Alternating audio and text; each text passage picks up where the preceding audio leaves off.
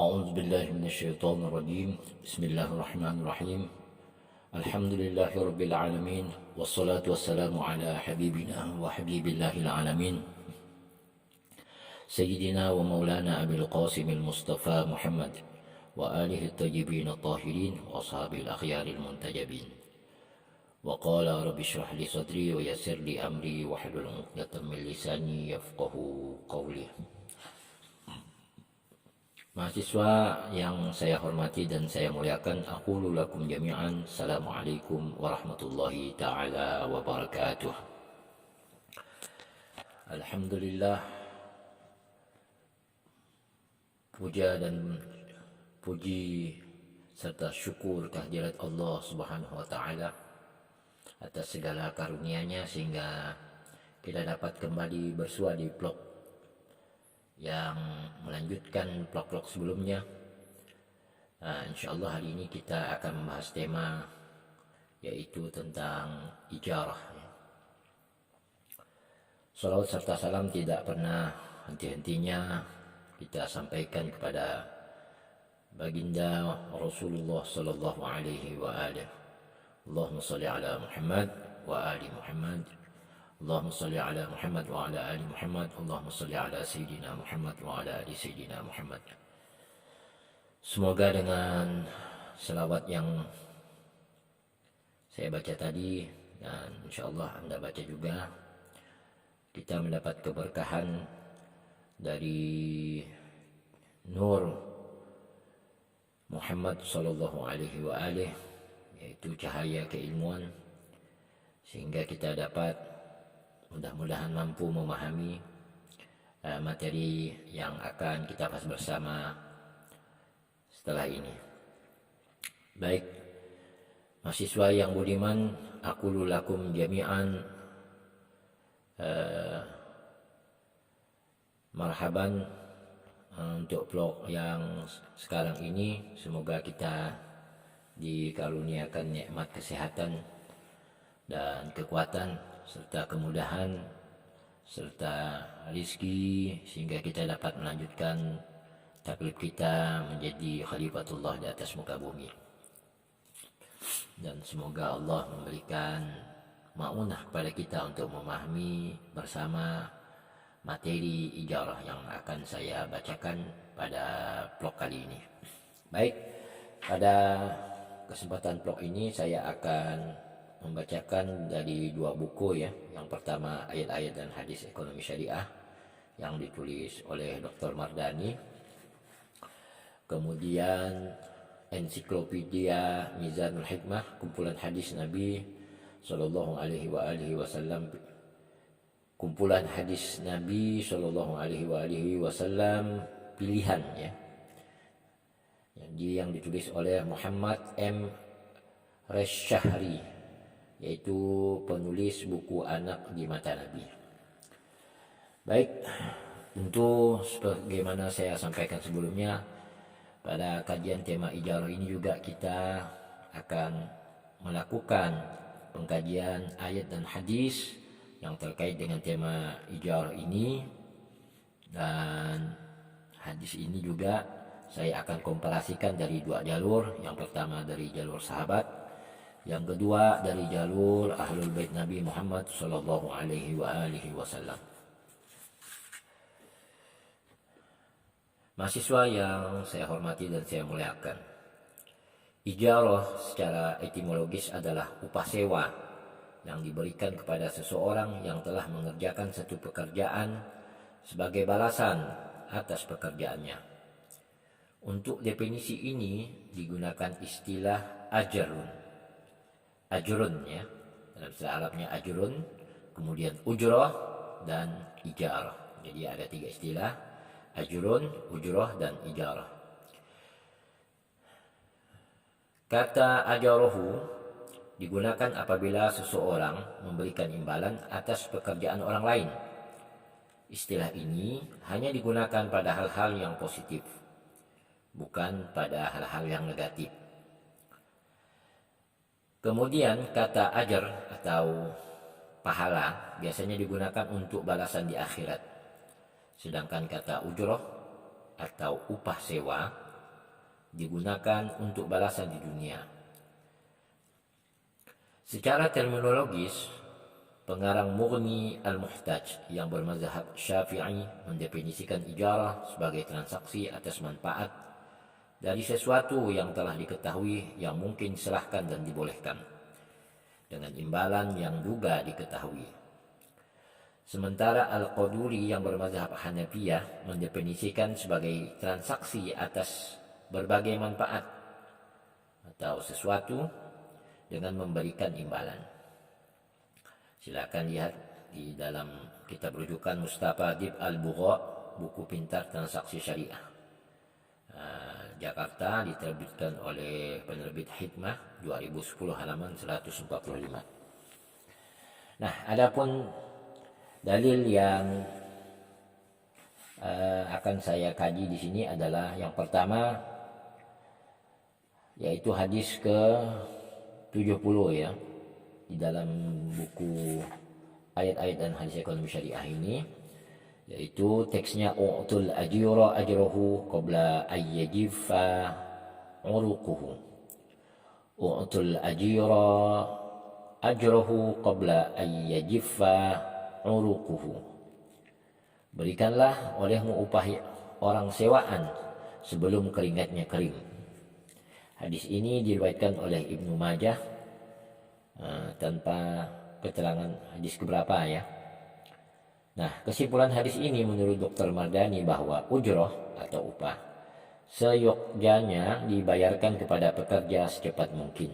Jadi tidak boleh ini menunda upah ya, upah. Jadi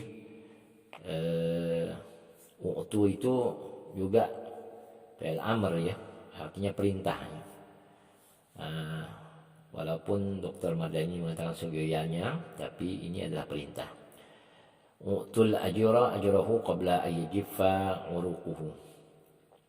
Bahwa ujrah seyogyanya dibayarkan kepada pekerja secepat mungkin. Jadi tidak boleh dalam Islam itu menunda-nunda upah pekerja. Nah, ini dilarang ya. Selanjutnya, ihtajim wa'til hujjam ajrahum, rawahul Bukhari wa Muslim, tanpa nomor hadis. Berbekamlah kamu, kemudian berikanlah olehmu upahnya kepada tukang bekam itu. Berbekamlah kamu, kemudian berikanlah olehmu upahnya kepada tukang bekam itu. Hadis riwayat Bukhari dan Muslim. Nah, yang diambil di sini adalah ajrohu ya, ajrohu. Jadi permisalan di hadis ini adalah contohnya memberikan upah kepada tukang bekam.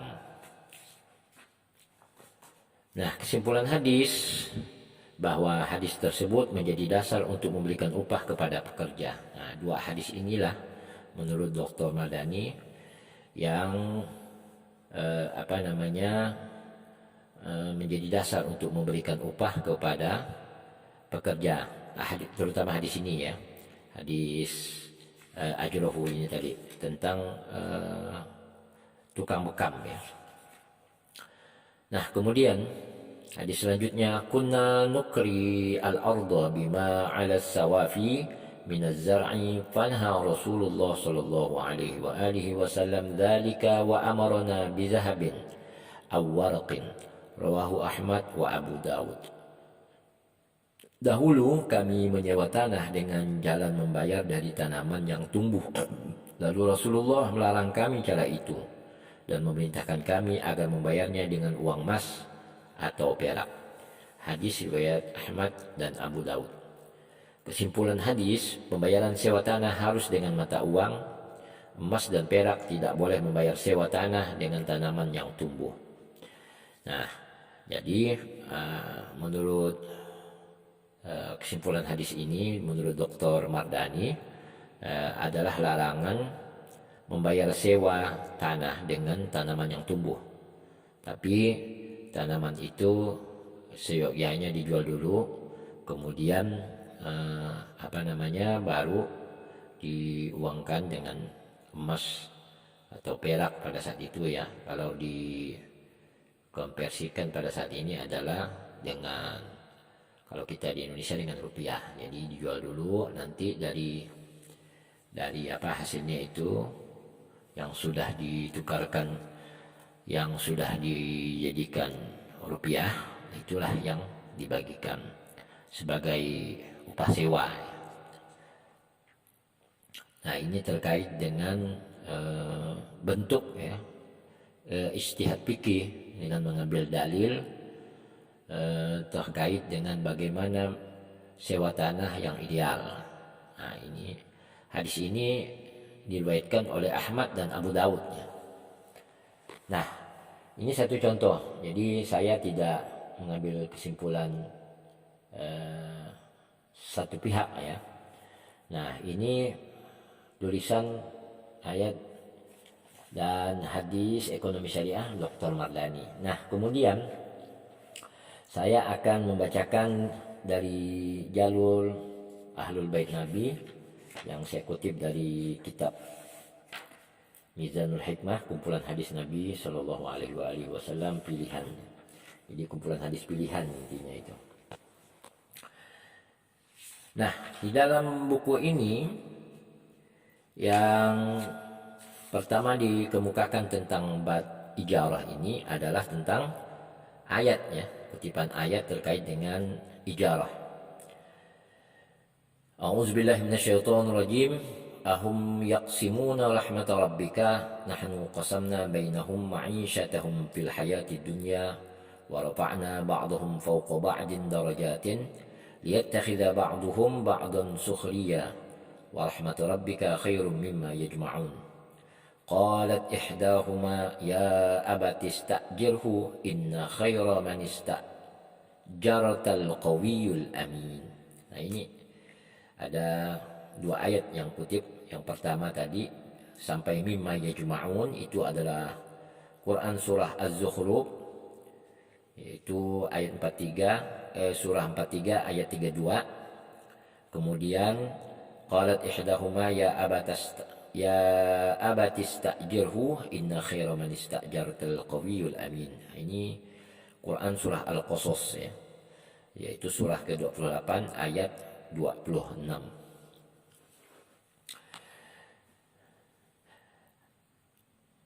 Selanjutnya saya akan membacakan hadis terkait dengan ayat ini dari jalur Ahlul Bait Nabi. Al-Imam Ali fi qawlihi ta'ala nahnu qasamna bainahum ma'isyatahum akhbarna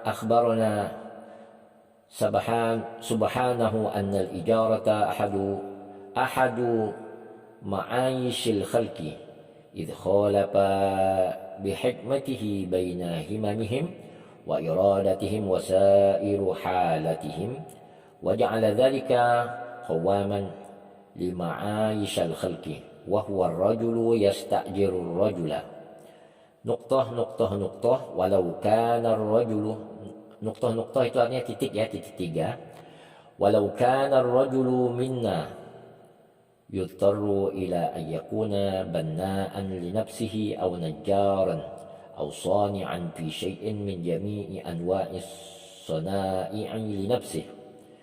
Kemudian titik 3, ini artinya ada perkataan yang disingkatnya.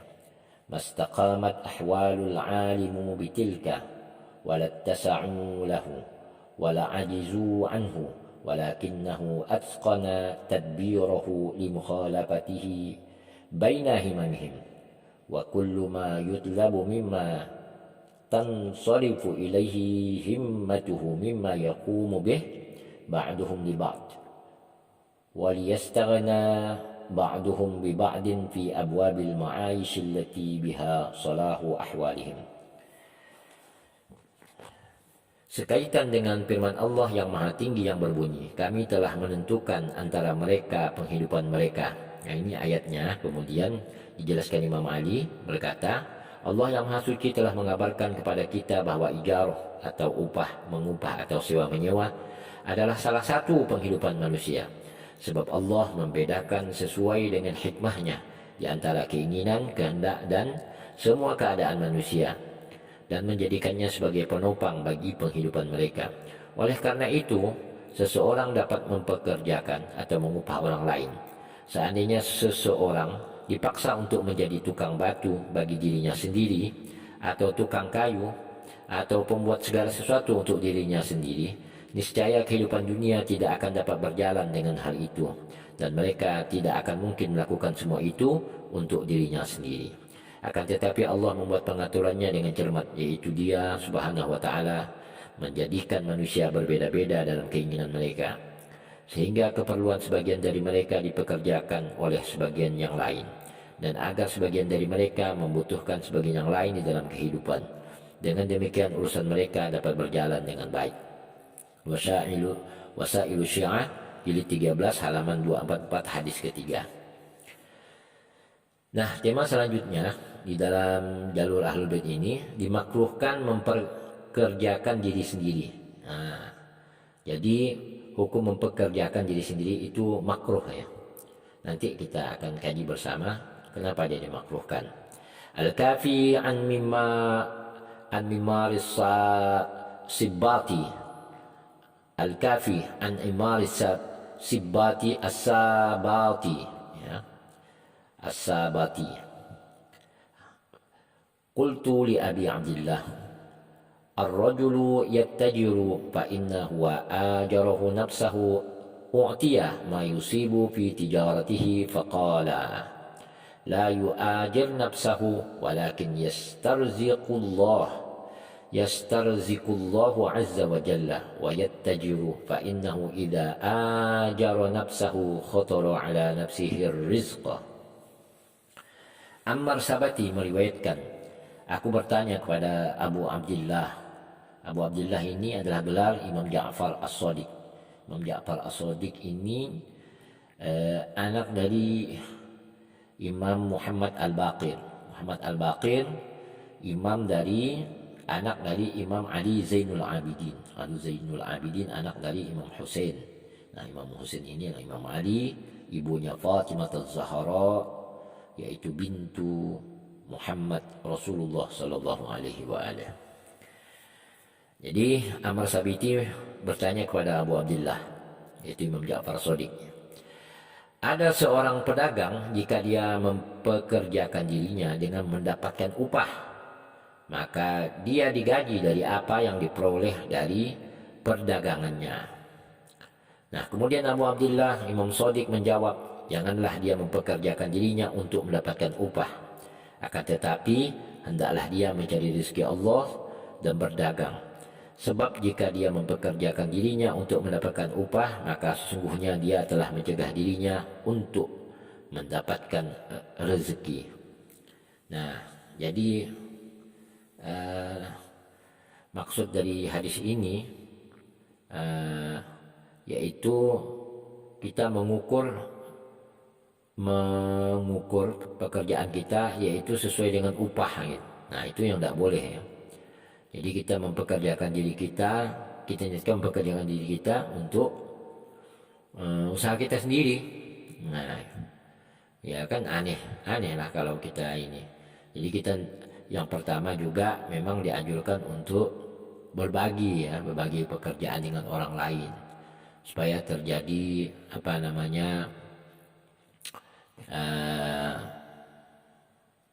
saling tolong menolong di dalam menyempurnakan pekerjaan yang kemungkinan juga bisa dilakukan oleh orang lain. Jadi saya secara pribadi mengambil kesimpulan bahwa yang dimakruhkan mempekerjakan diri sendiri ini adalah terkait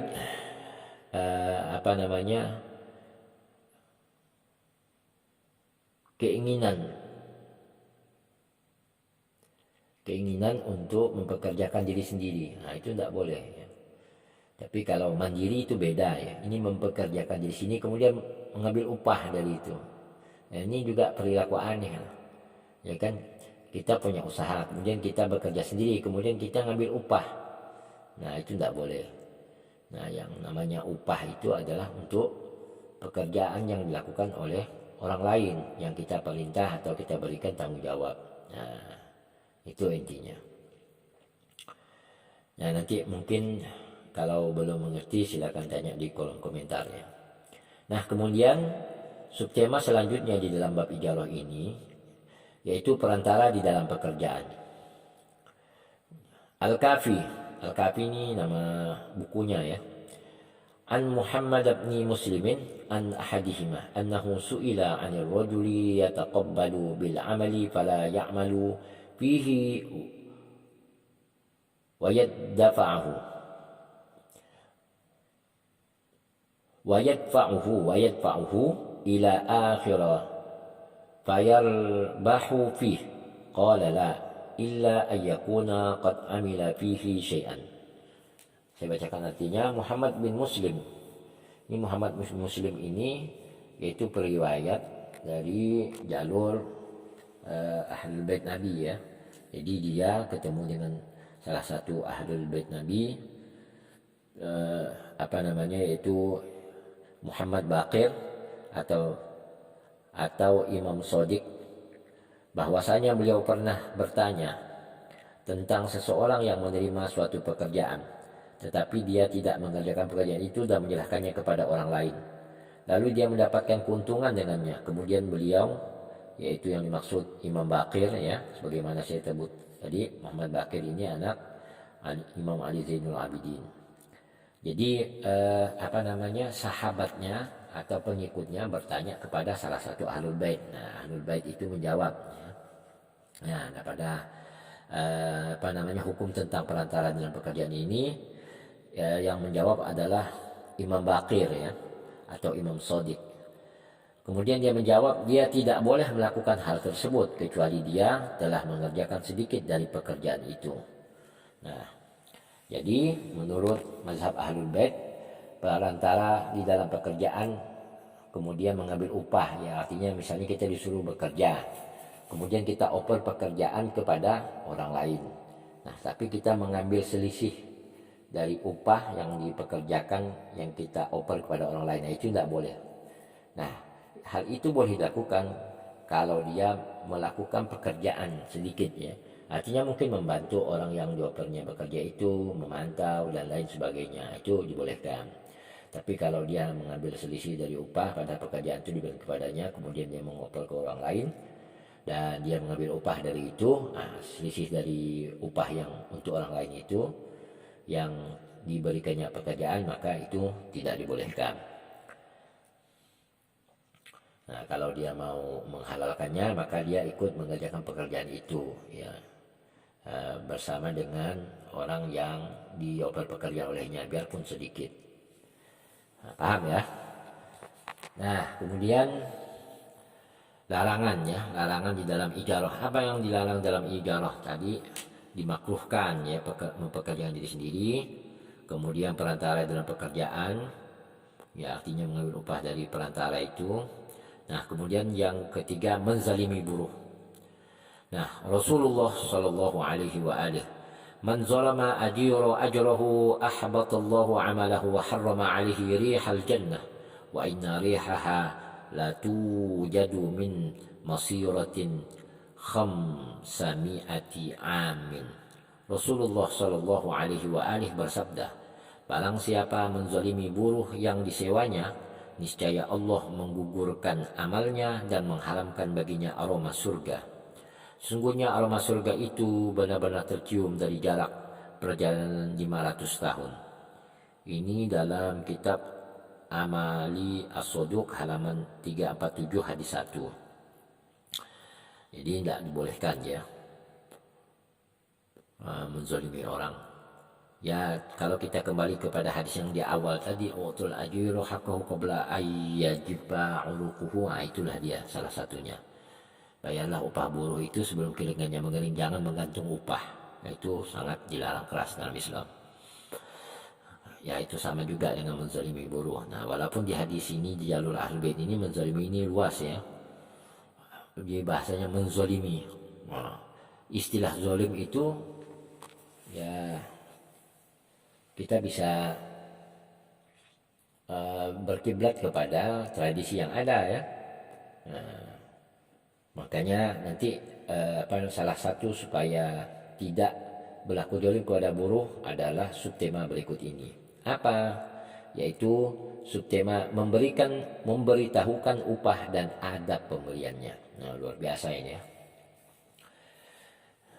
Subtema kemudian memberitahukan upah dan adab pemberiannya. Rasulullah sallallahu alaihi wa alihi u'tul ajira ajrahu qabla ayyajiffa 'araquhu wa a'milhu ajrahu wa huwa fi 'amalih. Nah, di jalur Ahlul Bait ini yang dikutip dari kitab Kanzul Ummal hadis 9126, redaksinya sama yang diriwayatkan oleh Ibnu Majah ya. Cuman di situ sampai berhenti sampai ayyajifa uruquhu. Nah, yang dari riwayat Ibnu Majah. Nah, sedangkan di jalur Ahlul Bait ini di dalam kitab Kanzul Ummal hadis 9126 ada tambahannya. Setelah uruquhu itu ada koma. Wa amilhu ajrahu wa huwa fi amali. Nah, ini. Mudah-mudahan ini menyempurnakan hadis tadi ya. Beritahukanlah upah kepada buruh sebelum keringatnya mengering, dan beritahukanlah berapa upahnya ketika dia sedang bekerja. Nah, jadi di jalur Ahlul Bait ini jelaskan bahwa tidak hanya sekedar menahan upah seseorang yang tidak diperbolehkan, tapi adabnya adalah memberitahukan upahnya ketika dia sedang bekerja. Jadi orang yang bekerja itu tidak berharap sesuatu yang besar di luar deal yang tertetapkan. Misalnya upahnya sehari 150 begitu ya kan, 150, maka itu adalah sangat dianjurkan dalam Islam. Itu adalah merupakan adab ya. Nah, kemudian Imam Ali berkata, naha Rasulullah ayyusta'mala ajirun hatta yu'lima ma ujratuhu. Imam Ali berkata, Rasulullah sallallahu alaihi wa alihi melarang untuk mempekerjakan seseorang sebelum orang itu diberitahu berapa upahnya. Baik, sekira ini saja kajian kita pada kesempatan vlog kali ini.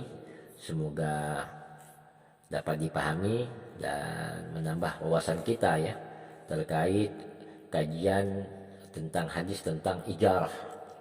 Nah, tadi saya sudah jelaskan, mungkin saya ulang lagi ya. Secara etimologis, upah ijarah itu adalah upah sewa yang diberikan kepada seseorang yang telah mengerjakan suatu pekerjaan sebagai balasan atas pekerjaannya.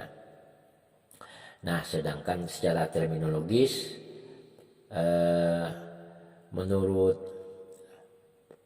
Mughni al-Muhtaj, menurut pengarang Mughni al-Muhtaj, tidak sebutkan namanya ya, mendefinisikan ijarah sebagai transaksi atas manfaat dari sesuatu yang telah diketahui, yang mungkin diserahkan dan dibolehkan dengan imbalan yang juga diketahui. Jadi antara jalur sahabat dan jalur Ahlul Bait ini saling melengkapi. Mudah-mudahan ini menambah khazanah keilmuan kita dalam memahami salah satu tema penting ya di dalam ayat dan hadis ekonomi, yaitu yang berkaitan dengan ijarah, baik itu dari bagaimana larangan ya dalam mempraktikkan ijarah, yang dibolehkan atau dilarang. Nah, kemudian adab ya. Nah, ini kan anjuran. Sehingga apa maksud dari hukum Islam ini? Tentunya supaya antar sesama manusia saling terjadi keredoan dan tidak ada kezaliman ya. Jadi antara pihak yang mempekerjakan dan pekerja itu sama-sama diuntungkan. Nah, itulah indahnya ajaran Islam. Aqulu qouli hadza wa astaghfirullah li wa lakum wa lisairil mu'minina wal mu'minat muslimina wal muslimat wa sallallahu ala sayyidina Muhammadin wa alihi tayyibin tahirin. Assalamualaikum warahmatullahi taala wabarakatuh.